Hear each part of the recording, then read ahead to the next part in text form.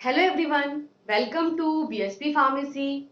I am Nikita Gupta, and as we started our subject Cosmetic Science Unit 1, lecture number 3, Classification of Cosmetic Products.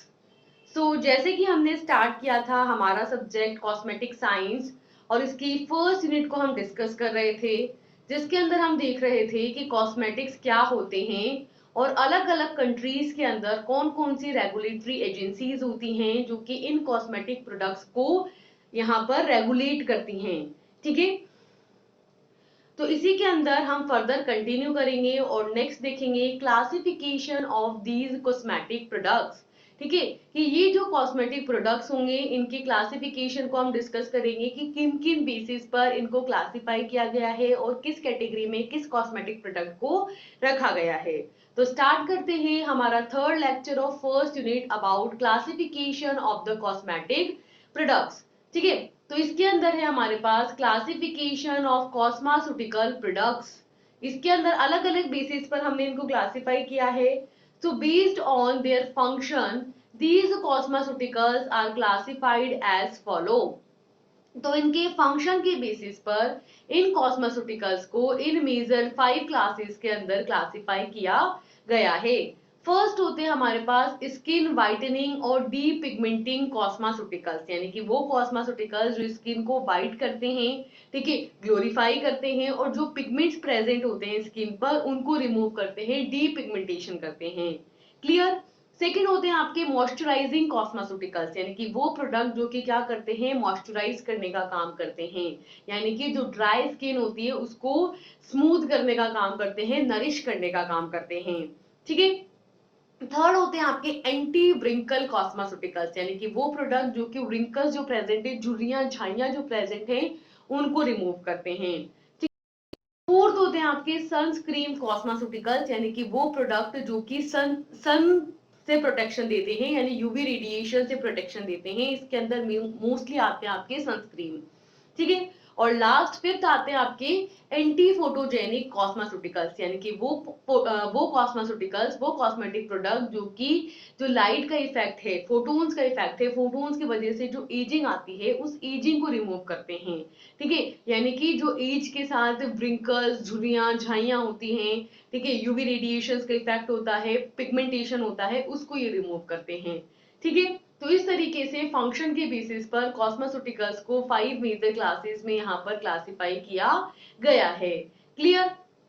Next second है based on various products presently on the market, these cosmeticals can be divided into the following broad categories. ठीक है, तो यहाँ पर अलग अलग product के base पर, यानी कि मार्केट में जो प्रोडक्ट्स प्रेजेंट है उनके बेसिस पर कॉस्मेटिकल्स को मेजरली 7 कैटेगरीज में क्लासिफाई किया गया है। ठीक है, तो इसके अंदर आपके फर्स्ट आते हैं एंटीऑक्सीडेंट्स। एंटीऑक्सीडेंट जो कि क्या करते हैं, ऑक्सीडेशन करते हैं, यानी कि जो ऑक्सीडेशन हुआ होता है ना, ऑक्सीजन की प्रेजेंस की वजह से स्किन का या हेयर्स का जो ऑक्सीडेशन हो जाता है तो उसको रिमूव करते हैं, एंटीऑक्सीडेंट का ये काम करते हैं। ठीक है, जैसे कि ना अगर आपने सुना हो तो फ्रूट्स, जैसे कि जो सिट्रस फ्रूट है उनको खाने से वो क्या करते हैं, एंटीऑक्सीडेंट का काम करते हैं और एजिंग को डिले करते हैं। ठीक है। सेकेंड होते हैं ग्रोथ फैक्टर्स जो कि न्यू स्किन को प्रमोट करते हैं कि ओल्ड स्किन, जो डैमेज स्किन है वो रिमूव हो जाए और न्यू स्किन वहां पर ग्रो करे। ठीक है, तो ग्रोथ फैक्टर। इसके अलावा यहाँ पर यूज होते हैं पेप्टाइड्स जो कि प्रोटीनियस नेचर के होते हैं, मेटल्स, एंटी इंफ्लामेटरी और botanical agents, polysaccharides and deep आपके pigment lightening agent. Pigment lightening agent basically वो है जो जब पिगमेंटेशन हो रखा होगा तो उस पिगमेंट्स को क्या करेंगे, लाइटन कर देंगे और धीरे धीरे रिमूव करेंगे। ठीक है, तो इस तरीके से यहाँ पर डिफरेंट प्रोडक्ट्स होते हैं, जैसे कि पॉलीसेकेराइड जो कि आपके कार्बोहाइड्रेट्स है, पेप्टाइड्स है, ग्रोथ फैक्टर्स है, एंटी इंफ्लामेटरी एजेंट्स है, पिगमेंटिंग एजेंट्स हैं जो कि पिगमेंट्स को लाइटन करेंगे और पिगमेंट्स को धीरे धीरे रिमूव कर देंगे। तो इस तरीके से इन कॉस्मेटिकल्स को इन 7 मेजर क्लासेस में क्या किया गया है, क्लासिफाई किया गया है। ठीक है, इनके अगर हम डिटेल में स्टडी करें तो फर्स्ट होता है हमारे पास एंटीऑक्सीडेंट। एंटीऑक्सीडेंट से हमारा वो मतलब है कि वो एजेंट जो कि क्या करेंगे, ऑक्सीडेशन को अपोज करेंगे, ऑक्सीडेशन के अपोजिट में ये काम करेंगे।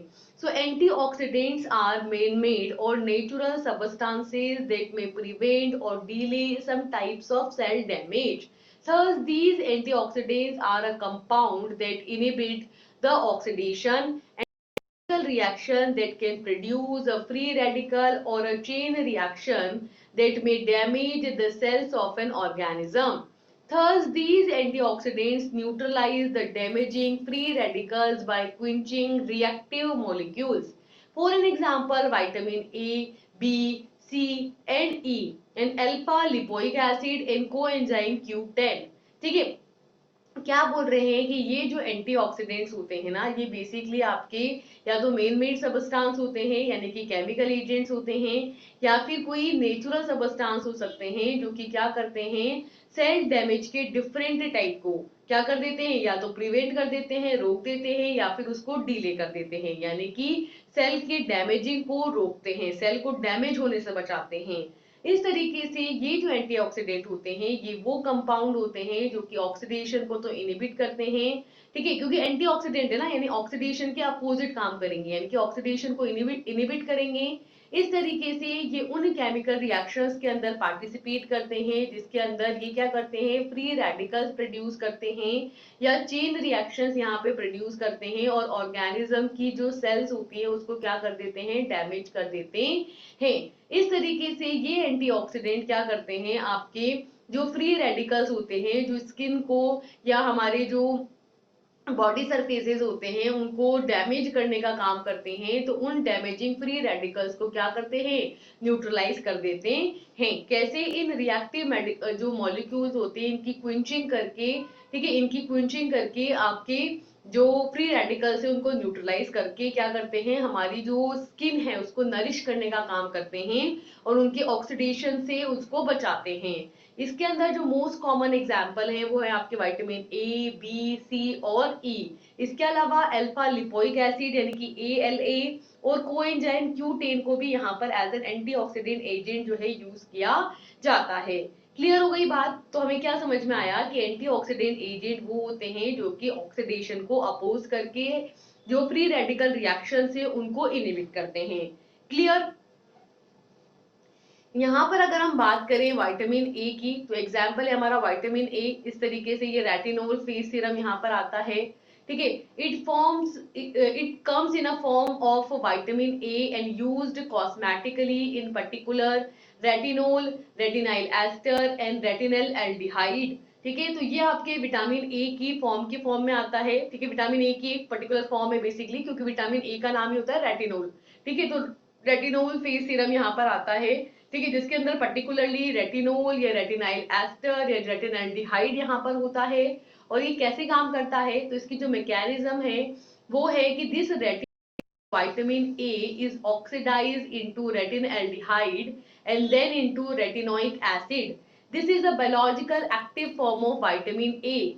Thus, in vivo studies shows that two randomized trials reported a significant improvement in a fine wrinkles after the 12 और 24 weeks of an treatment. ठीक है, क्या बोल रहे हैं कि यहाँ पर ये जो रेटिनोल है ना, जो स्पेशली आपकी क्या है, विटामिन ए होता है ये, ठीक है। ये क्या करता है, ये आपके ऑक्सीडाइज हो जाता है, ठीक है। ऑक्सीडाइजेबल सब्सटेंस की प्रेजेंस में ये रेटिनोल जो है ये आपके रेटिनल्डिहाइड के अंदर यहाँ पर कन्वर्ट हो जाता है, ठीक है। और रेटिनल्डिहाइड से फर्दर ये ऑक्सीडाइज होता है किसके अंदर, रेटिनोइक एसिड के अंदर, ठीक है। तो इस तरीके से ये आपके ऑक्सीडेशन का प्रोसेस यहाँ पर होता है और आपके फाइनली ये जो रेटिनोइक एसिड बनता है जो कि आपके विटामिन ई की बायोलॉजिकली एक्टिव फॉर्म होती है, ठीक है। और फिर यह यहाँ पर आपके एंटीऑक्सीडेंट एक्शन यहाँ पर परफॉर्म करता है। तो इस तरीके से इन विवो स्टडीज जब की गई तो यहाँ पर दो अलग अलग रैंडम ट्रायल किए गए और उस ट्रायल के अंदर हमारे पास ये रिजल्ट निकल के आया कि जब इस रेटिनोइक एसिड के साथ ट्रीटमेंट कराया जाता है तो जो फाइन रिंकल्स होते हैं उसके अंदर 12 वीक में, यानी लगभग आपके हो गए 3 से 6 महीने के अंदर आपको ट्रीटमेंट के बाद यहाँ पर एक प्रॉपर इफेक्ट देखने को मिलता है। तो इन विवो जो स्टडी की गई उसकी रिपोर्ट ये कहती है कि आफ्टर 3 to 6 मंथ यहाँ पर एंटी व्रिंकलिंग एक्शन देखने को मिलेगा, यानी कि व्रिंकल्स जो है होंगे आपके वो धीरे धीरे रिमूव होने लगेंगे और स्किन जो है एकदम टाइटन होने लगेगी। ठीक है, ये किसकी वजह से हुआ है? इन वाइटामिन के सप्लीमेंट की वजह से। सेकेंड होता है इसके अंदर अल्फा लिपोइक एसिड, जिसको बोलते हैं ALA। This is an anti inflammatory properties, act as an exfoliant in split phase study. Topically 5% ALA is applied for the 12 weeks, which reduces the skin roughness, lengthenings and fine wrinkles। ठीक है, यहाँ पर हम एक और substance use करते हैं, जैसे कि हमने विटामिन ए की बात करी, वैसे ही आपकी एक और आता है अल्फा लिपोइक एसिड। ठीक है, ये जो है इसकी एंटी इंफ्लामेटरी प्रॉपर्टीज होती है, यानी कि जहां कहीं इन्फ्लामेशन हो रहा है, स्वेलिंग हो रही है, रेडनेस हो रही है, ठीक है, या स्किन जो है वो कहीं ना कहीं बर्न हो रही है, तो उसको ये ठीक करता है, यानी कि एंटी इंफ्लामेटरी प्रॉपर्टी शो करता है। और मेजरली एक्सफोलिएंट का काम करता है। एक्सफोलिएंट का मतलब जो डेड स्किन होगी ना उसको तो रिमूव करेगा और न्यू स्किन के आने को प्रमोट करेगा। ठीक है, तो एज एन एक्सफोलिएंट ये यहाँ पर काम करता है। और ये क्या करता है यहाँ पर, इस पर ना इसके लिए यहाँ पर एक स्प्लिट फेज स्टडी की गई, जिसके अंदर ऐसा देखा गया कि टॉपिकली 5% जब ALL अप्लाई किया गया 12 वीक्स तक, यानी कि लगभग 3 महीने तक, तो ये पाया गया कि यहाँ पर जो रफनेस थी ना वो रफनेस यहाँ पर रिड्यूस हो जाती है। ठीक है, जो फाइन रिंकल्स यहाँ पे प्रेजेंट होते हैं वो रिड्यूस हो जाते हैं और स्किन जो है वो ग्लोरीफाई हो जाती है। ठीक है, तो ये बाकायदा इस पर एक टेस्टिंग की गई और ये रिजल्ट यहाँ पर पाया गया। ठीक है, ऐसे ही आपके थर्ड यहाँ पर सब्सटेंस होता है आपके विटामिन सी, जिसको बोलते हैं ascorbic acid. So there is a clinical data to support the use of topically vitamin C to improve the fine lines and reduce both the pigmentation and inflammation, and many cosmeceutical formulations contain these antioxidants। ठीक है, क्या बोल रहे हैं कि यहाँ पर कई सारे हमारे पास क्लिनिकल एविडेंसेस है, क्लिनिकल डाटास हैं जो इस बात को सपोर्ट करते हैं कि जब आप विटामिन सी को टॉपिकली स्किन पर अप्लाई करते हैं तो जो फाइन लाइंस हैं वो आपके इंप्रूव होती है, पिगमेंटेशन यहाँ पर रिड्यूस होता है, जो इन्फ्लेमेशन है वो यहाँ पर रिड्यूस होता है, और कई सारे आपके कॉस्मेटिक फॉर्मुलेशंस हैं जिसके अंदर हम एंटीऑक्सीडेंट के फॉर्म में इसी विटामिन सी को यहाँ पर ऐड करते हैं, जो कि क्या करता है, स्किन को ग्लोरीफाई करने का काम करता है, रिंकल्स रिड्यूस करता है और न्यू स्किन की ग्रोथ के लिए ये प्रमोट करता है। क्लियर? ठीक है, इसके अलावा होता है आपके पास विटामिन बी। विटामिन बी के अंदर विटामिन B3 यहाँ पर स्पेशली दिया जाता है, जो कि आपके नियासिनामाइड होता है। सो it is an potent antioxidant, it improves the lipid barrier component of the epidermis, thus reducing the transepidermal water loss and act as an inhibitor of melanosome transfer, resulting in reducing and hyperpigmented spots, red blotchiness and swallowness, as well as improve the skin elasticity। ठीक है, क्या बोल रहे हैं niacinamide के लिए कि niacinamide basically आपके क्या होता है, विटामिन B3 होता है। ठीक है, ये एक पोटेंट एंटीऑक्सीडेंट होता है। ये क्या करता है, जो आपकी एपिडर्मिस की लेयर होती है ना उस पर जो लिपिड बैरियर्स प्रेजेंट होते हैं, ठीक है, लिपिड को एंटर करने से रोकने वाले जो बैरियर्स होते हैं उनको ये इंप्रूव करते हैं, जिसकी वजह से जो ट्रांस एपिडर्मल वाटर लॉस है, यानी कि स्किन का डिहाइड्रेशन होने से बचता है, वाटर का लॉस होने से बचता है। ठीक है, तो इस तरीके से ये मेलानोसोम के ट्रांसफर होने को इनहिबिट करता है। अगर मेलानोसोम यहाँ पर ट्रांसफर नहीं होगा तो हाइपर पिगमेंटेशन स्पॉट्स नहीं होंगे। ठीक है, तो हाइपर पिगमेंटेशन स्पॉट्स को रिड्यूस करता है। जो रेड ब्लोचिंग, जैसे कई बार आप सन धूप में बहुत देर तक रहते हो तो स्किन रेड हो जाती है ना, तो रेड ब्लॉचेस हो जाते हैं, उनको ये रिड्यूस करता है। ठीक है, स्वेलनेस, रेडनेस हो जाती है, इचिंग हो जाती है, उसको रिड्यूस करता है और स्किन की जो इलास्टिसिटी होती है ना उसको ये इंप्रूव करता है। ठीक है, तो यहाँ पर विटामिन B3 जो है वो एक बहुत ही अच्छा आपके इंग्रेडिएंट है, एंटीऑक्सीडेंट, और क्या करता है, लिपिड बैरियर को इंप्रूव करके जो मेलेनोसाइट्स है उनकी कंसंट्रेशन को इंक्रीज होने से बचाता है, वाटर का डिहाइड्रेशन होने से बचाता है, स्किन को हमेशा हाइड्रेट रखेगा, नरिश्ड रखेगा। क्लियर? फोर्थ फिफ्थ होता है आपके अल्फा टोकोफेरोल, जो कि आपके विटामिन ई होता है, जिसको हम बोलते ही क्या है, ब्यूटीफाइंग विटामिन बोलते हैं। बेसिकली ये ब्यूटीफाइंग को इंक्रीज करने का काम करता है।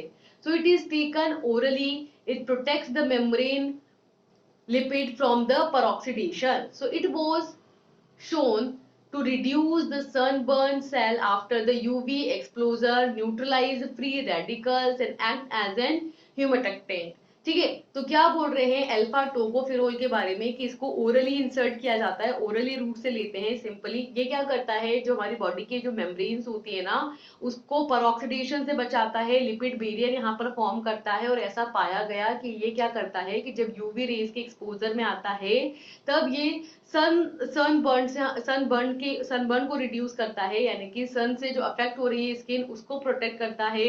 फ्री रेडिकल्स जो यहाँ पे जनरेट हो रहे हैं, ठीक है, सन रेडिएशंस की वजह से, यूवी रेडिएशंस की वजह से, उनको न्यूट्रलाइज करता है और ह्यूमिटेक्टेंट का काम करता है, यानी कि ह्यूमिडिटी को मेंटेन करता है, मॉइस्चराइजर का काम करता है। ठीक है, तो इस तरीके से विटामिन ई जो है वो एक ब्यूटीफाइंग विटामिन होता है और सनबर्न से प्रोटेक्ट करता है, यूवी रेडिएशन से प्रोटेक्ट करता है और जो फ्री रेडिकल्स जनरेट हुए होते हैं उनको न्यूट्रलाइज करने का काम करता है। क्लियर हो गई बात? इसके अलावा यहाँ पर और हम क्या यूज कर सकते हैं, हम यूज कर सकते हैं ग्रेप सीड एक्सट्रैक्ट। ये है ग्रेप, जो अंगूर के जो सीड्स होते हैं ना, उन से एक्सट्रैक्ट करके इसको बनाते हैं। So it is an potent antioxidant and has been shown to speed the bound contraction and closures. ठीक है, ये एक बहुत ही अच्छा आपके एंटीऑक्सीडेंट होता है। जब भी कभी चोट वगैरह लगती है तो उसको हील करने में, उनको क्लोज करने में, उसको कॉन्टैक्ट करने में काफी ज्यादा ये हेल्प करता है, उसको फटाफट फटाफट ठीक कर देता है ताकि आपकी स्किन एकदम नरिशिंग लगे। ठीक है, फिर आपके अदर एग्जांपल्स जो है उसमें आते हैं आपके ये यूबिक्विनोन, ठीक है, उसके अलावा एन एसिटाइल ग्लूकासेमाइन। इस तरीके से डिफरेंट केमिकल्स ये हैं जो कि एंटीऑक्सीडेंट का यहाँ पर काम करते हैं। क्लियर है? ये सारी बात हुई एंटीऑक्सीडेंट के बारे में। सेकेंड होता है आपकी growth factors. Growth factor basically वो सबस्टांस है जो क्या करेंगे, न्यू स्किन के, न्यू सेल्स के फॉर्मेशन को हेल्प करेंगे और जो डेड स्किन होंगी उनको रिमूव करेंगे। ठीक है, तो क्या बोल रहे हैं कि a growth factor is a naturally occurring substance which is capable of stimulating the cell proliferation, wound healing, and occasionally cellular differentiation. Usually, it is a protein or a steroid hormone. Thus, these growth factors are important for regulating a variety of cellular processes. They are often promote cell differentiation and maturation, which varies between the growth factors. For an example, epidermal growth factor, that is EGF, enhances the osteogenic differentiation. Fibroblast growth factors and vascular endothelial growth factors stimulate the blood vessel differentiation, that is angiogenesis. And last is transforming growth factors, that is TFF. ठीक है, तो यहाँ पे कई सारे growth factor है जो अलग अलग काम करते हैं। तो देखो, पहले तो ये समझो कि कॉमनली ग्रोथ फैक्टर का मतलब क्या है। तो ये जो ग्रोथ फैक्टर है ना, वो एक नेचुरली अकरिंग सबस्टांस होता है जो क्या करता है, आपके सेल्स के प्रोलिफरेशन को स्टिमुलेट करता है कि सेल्स जो है न्यू सेल्स जनरेट हो और वो पॉलिफरेट हो, यानी कि वो ग्रोथ करें। ठीक है, और न्यू मैच्योर सेल्स में कन्वर्ट हो। ठीक है, तो इस तरीके से ऑब्वियस सी बात है, जब कभी चोट लग जाती है तब भी हम क्या चाहते हैं कि नई सेल्स आकर के उस चोट को कवर कर दे। तो इस तरीके से बाउंड हीलिंग में भी हेल्प करता है और कभी कभी सेल्युलर डिफरेंशिएशन के अंदर, यानी कि नई सेल्स के जनरेट होने में, नई सेल्स के ग्रोथ होने में ही हेल्प करता है। ठीक है, तो ग्रोथ फैक्टर बेसिकली वो सबस्टांस होते हैं जो सेल्स के प्रोलिफरेशन, बाउंड हीलिंग और सेल्युलर डिफरेंशिएशन के अंदर हेल्प करते हैं। यूजुअली यहाँ पर जो यूज करते हैं वो होते हैं आपके सिक्रेटेड प्रोटीन्स, यहाँ पर होते हैं स्टेरॉइडल हार्मोन्स होते हैं ये। ठीक है, तो इस तरीके से ये जो ग्रोथ फैक्टर्स होते हैं ये डिफरेंट सेल्युलर प्रोसेसेस को रेगुलेट करते हैं और क्या करते हैं, सेल्युलर डिफरेंशिएशन और मैचुरेशन को प्रमोट करते हैं, जिस जो आपके अल्टीमेटली ग्रोथ फैक्टर्स के थ्रू यहाँ पर वेरी होते हैं कि भाई किस तरीके का ग्रोथ फैक्टर आप यहाँ पर यूज कर रहे हो, उसके अकॉर्डिंग यहाँ पर सेल्स का डिफरेंशिएशन होगा, सेल्स की मैचुरेशन होगी। क्लियर? फॉर एन एग्जाम्पल यहाँ पर हम क्या यूज करेंगे, आपके EGF यानी कि एपिडर्मल ग्रोथ फैक्टर्स हम यहाँ पर यूज करेंगे, जो कि अल्टीमेटली क्या करते हैं, आपके ऑस्ट्रोजेनिक डिफरेंशिएशन के लिए रिस्पॉन्सिबल होते हैं, यानी कि जो आपकी ऑस्टस होते हैं, बोन्स होते हैं, उनको डिफरेंशिएट करते हैं। इसी तरीके से आपके फाइब्रोब्लास्ट ग्रोथ फैक्टर्स होते हैं जो कि फाइब्रस जो सेल्स होती है, फाइब्रोब्लास्ट जो होती है उनको ग्रोथ करवाते हैं। वेस्कुलर एंडोथेलियल ग्रोथ फैक्टर्स होते हैं जो कि ब्लड वेसल्स यानी कि जो हमारी बीवी होती है, ब्लड वेसल्स होती हैं जिसके अंदर ब्लड फ्लो हो रहा होता है, उनका डिफरेंशिएशन कराते हैं, एंजियोजेनेसिस कराते हैं, जिससे कि प्रॉपरली ब्लड रेगुलेट रहे, ब्लड फ्लो करता रहे और बॉडी में हार्ट रिलेटेड कोई भी इश्यूज ना आए। Also there is transforming growth factor जो कि न्यू न्यू सेल्स में ट्रांसफॉर्मेशन करते हैं। मतलब जैसे कोई नई सेल जब जनरेट होती है ना, तब न्यूली डेवलप सेल होती है, उसको पता नहीं होता कि उसको क्या करना है, तो फिर वहां पे पहले सेल्स ग्रो मतलब जनरेट होती है, देन उसको फिर ट्रांसफॉर्म किया जाता है अप्रोप्रिएट उसको जो काम करना है उसके अकॉर्डिंग। तो यहाँ पर ट्रांसफॉर्मिंग ग्रोथ फैक्टर भी होता है जो उसको एक अप्रोप्रिएट सेल के अंदर ट्रांसफॉर्म करता है। क्लियर? तो ओवरऑल हमको क्या समझ में आया कि growth factors basically naturally occurring substance होते हैं जो कि सेल्स के प्रोलिफरेशन, बाउंड हीलिंग और सेल्स के डिफरेंशिएशन के अंदर हेल्प करते हैं। इसके अंदर मेनली आपके प्रोटीन्स और स्टेरॉइड्स आते हैं जो कि डिफरेंट सेलुलर प्रोसेसेस को रेगुलेट करने का काम करते हैं। यहाँ पर डिफरेंट फैक्टर्स होते हैं जैसे कि epidermal growth factor, fibroblast growth factor, vascular endothelial growth factor और ट्रांसफॉर्मिंग ग्रोथ फैक्टर एक्सेट्रा। ठीक है? थर्ड होते हैं आपके क्या? पेप्टाइड्स। पेप्टाइड ऑब्वियस सी बात है प्रोटीन्स के मॉलिक्यूल हैं, प्रोटीन्स की चेन है जो कि क्या करेंगी, बॉडी में प्रोटीन्स के लेवल को बढ़ाएंगे। और प्रोटीन्स अल्टीमेटली क्या करता है, सेल किसकी बनी है, प्रोटीन्स की बनी है। तो जब प्रोटीन्स आपकी बॉडी में यहाँ पर ज्यादा होंगे, इंक्रीज होंगे, तो क्या होंगे, सेल्स की न्यू ग्रोथ एंड डेवलपमेंट होगा। ठीक है? So cosmetic cosmetical peptides are improve the appearance of aging skin. ये जो कॉस्मेटिकल पेप्टाइड्स होते हैं मेनली किस पर काम करते हैं, जो स्किन की एजिंग हो रही होती है ना, धीरे धीरे स्किन आपकी एज्ड लगने लगती है, तो उसको यहाँ पर इम्प्रूव करते हैं। इसके लिए topical peptides are regarded as a cellular messenger that are formed from amino acids and peptide fragments with the endogenous biological activity. For an example, KTTKS, that is palmitoyl, lysine, threonine, lysine, serine are comprised of a sub-fragment of type 1 collagen propeptide and plays a role significantly fibroblast to produce the collagen in the skin and improves the appearance of the wrinkles. For an example, PAL KK TKS was tested in a woman and improvement in the wrinkles. ठीक है? तो यहाँ पर क्या बोल रहे हैं कि कॉस्मेटिकल पेप्टाइड्स जो होते हैं वो क्या करते हैं, आपके स्किन की एजिंग जो रहता है, एजिंग अपीयरेंस रहता है, उसको इंप्रूव करते हैं। बेसिकली स्किन की एजिंग होने से ये रोकते हैं। ठीक है? जो एज, एक पर्टिकुलर एज के बाद ना स्किन पर विंकल्स दिखने लगते हैं, ठीक है, या फिर आपकी कोई पिगमेंट्स दिखने लगते हैं, तो उनको ये रिमूव करते हैं और इनको टॉपिकली अप्लाई किया जाता है। तो ये टॉपिकल पेप्टाइड्स जो होते हैं वो एक तरीके से सेल्यूलर मैसेंजर का काम करते हैं। ठीक है? और ये सेल्यूलर मैसेंजर किसके बने होते हैं, अमीनो एसिड्स और पेप्टाइड के फ्रेगमेंट्स के बने होते हैं, जिसके जो मिलकर के कुछ पर्टिकुलर एंडोजीनियस बायोलॉजिकल एक्टिविटीज यहाँ पर परफॉर्म करते हैं। फॉर एन एग्जाम्पल आपके है KTTKS। ठीक है?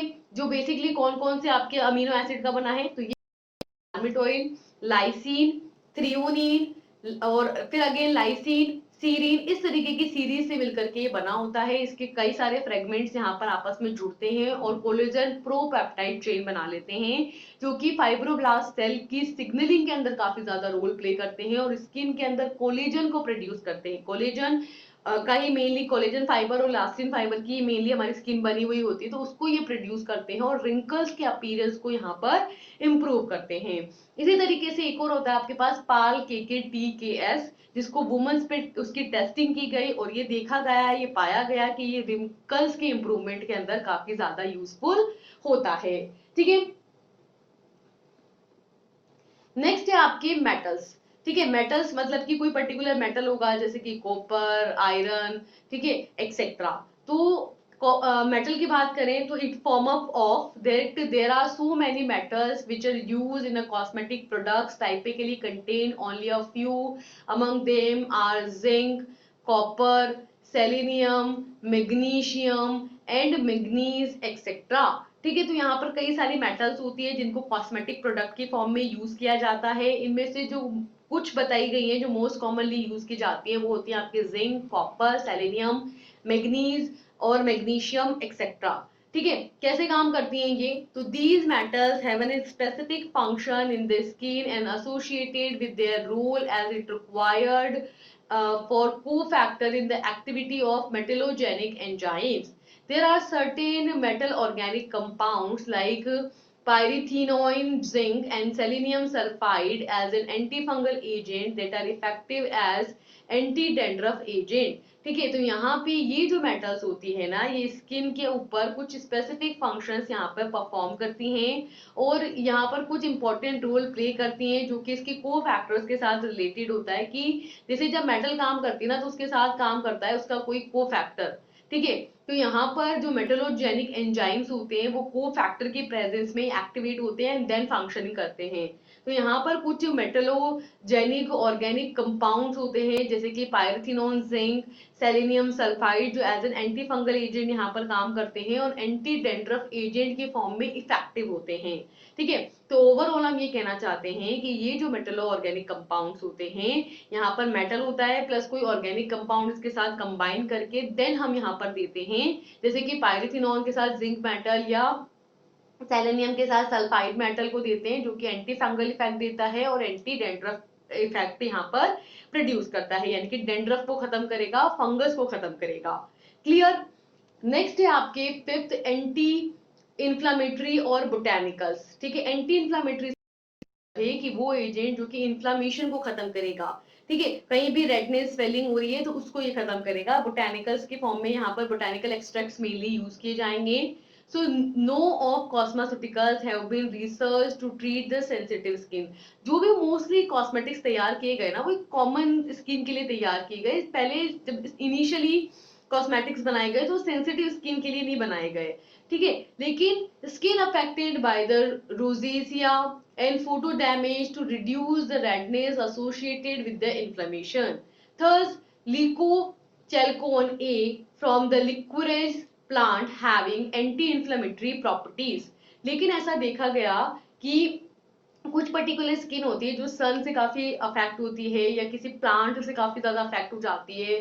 ठीक है, उनमें रेडनेस स्वेलिंग आ जाती है, रैशेस हो जाते हैं किसी कॉस्मेटिक की वजह से, तो फिर वहां पर एंटी इंफ्लेमेटरी प्रॉपर्टीज को भी ऐड किया गया। तो क्या कह रहे हैं कि कोई भी कॉस्मेटिकल नहीं है जिस पर रिसर्च की गई है, ठीक है, किससे रिलेटेड, सेंसिटिव स्किन को ट्रीट करने के लिए ऐसा नहीं किया गया था। लेकिन स्किन जो होती है वो रोजेसिया से, ठीक है, और लाइट से, फोटो डैमेज से काफी ज्यादा अफेक्ट होती है और वहां पर रेडनेस हो जाती है, इन्फ्लेमेशन हो जाते हैं। तो इस तरीके की प्रॉब्लम को सॉल्व करने के लिए, इन्फ्लेमेशन को रिड्यूस करने के लिए, रेडनेस को रिड्यूस करने के लिए anti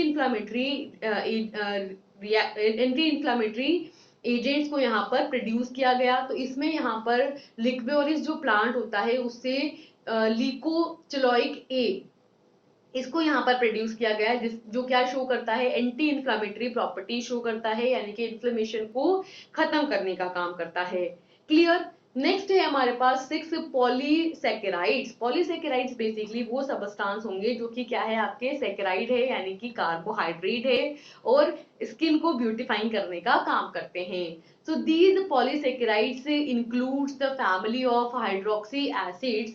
In this, alpha hydroxy acid, that is AHA, includes glycolic acid such as which is obtained from the grapes, lactic acid obtained from the milk, malic acid obtained from the apple, citric acid which is obtained from the citrus fruit, and obtain beta hydroxy acid and polyhydroxy acids। ठीक है, तो यहाँ पर polysaccharides होते हैं mainly. Polysaccharides जैसे कि आपको पता है कि कार्बोहाइड्रेट क्या होते हैं, हाइड्रोक्सी एल्डिहाइड या हाइड्रोक्सी कीटोन ग्रुप होते हैं। तो उसी तरीके से ये जो पॉलीसेकेराइड्स होते हैं ये आपके हाइड्रोक्सी फैमिली से बिलोंग करते हैं और इसके अंदर आते हैं आपके क्या, AHA, BHA एंड PHA। ठीक है, AHA मतलब alpha hydroxy acid. Alpha hydroxy acid के अंदर क्या आता है, आपके glycolic acid, lactic acid, malic acid और सिट्रिक एसिड। ग्लाइकोलिक एसिड कहाँ से मिलेगा, ग्रेप से। एसिड कहाँ से मिलेगा, मिल्क से। मेलिक एसिड कहाँ से मिलेगा, एप्पल से। और सिट्रस फ्रूट कहाँ से, सिट्रस एसिड कहाँ से मिलेगा, सिट्रस फ्रूट से। ठीक है, इसी तरीके से बीटा हाइड्रोक्सी एसिड, जहां पर बीटा पोजीशन पे OH ग्रुप लगा हुआ रहेगा। पॉलीहाइड्रोक्सिक एसिड यानी वो कंपाउंड जिसमें कई सारे OH ग्रुप होंगे। तो इस तरीके से आपके क्या बनता है, पॉलीसेकेराइड यहाँ पर बनता है, जो कि डिफरेंट जो ऑक्सीडेशन है उसको रिमूव करता है। ठीक है, लास्ट आता है आपके पिगमेंट लाइटनिंग एजेंट्स, यानी वो एजेंट जो कि जो स्किन के पिगमेंट्स होते हैं उसको लाइटन करेंगे और स्किन को एकदम फेयर बनाएंगे। ठीक है, सो these pigment lightning, just a second,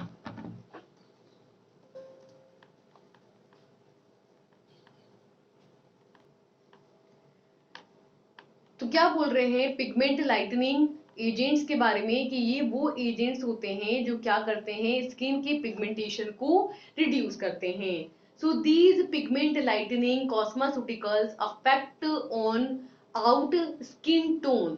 Thus, these pigment lightening agent is hydroxyquinone, which works by thiosinase activity. Here, ascorbic acid is used, which is found in citrus fruit and leaf green vegetables. Also, kojic acid, which is commonly used as a bleaching agent. Liquorice extract, which is several studies on melasma have shown good efficiency with the mild irritation.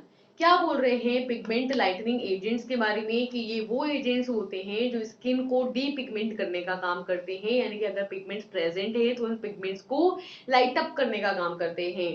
ठीक है, तो इस तरीके से ये जो pigment lightning agents होते हैं, कॉस्मेटिकल्स होते हैं, ये हमारे स्किन की टोनोसिटी को अफेक्ट करते हैं। जो पिगमेंट लाइटनिंग एजेंट है इसमें मोस्ट कॉमनली यूज किया जाता है हाइड्रोक्सीक्विनोन, जो कि आपके थ्रियोसिनेज एक्टिविटी को इंक्रीज कर देता है। ऑल्सो यहाँ पर यूज करते हैं हम एस्कॉर्बिक एसिड, जो कि सिट्रस फ्रूट्स के अंदर पाया जाता है, ग्रीन लीफी वेजिटेबल्स के अंदर पाया जाता है। तीसरा होता है आपके कोजिक एसिड, जो कि ब्लीचिंग एजेंट होता है, ब्लीच करने के काम आता है। फोर्थ होता है आपके लिक्वियरिस एक्सट्रैक्ट, जो कि जिस पर मेलोसिमा से रिलेटेड स्टडी की गई और ऐसा पाया गया कि ये इसकी एफिशिएंसी काफी अच्छी होती है, लेकिन ये थोड़ा थोड़ा कभी कभी यहाँ पर इरिटेशंस भी करता है। ठीक है, तो इस तरीके से ये डिफरेंट एजेंट्स होते हैं जिनको यूज किया जाता है किसके फॉर्म में, कॉस्मेटिकल्स की फॉर्म में।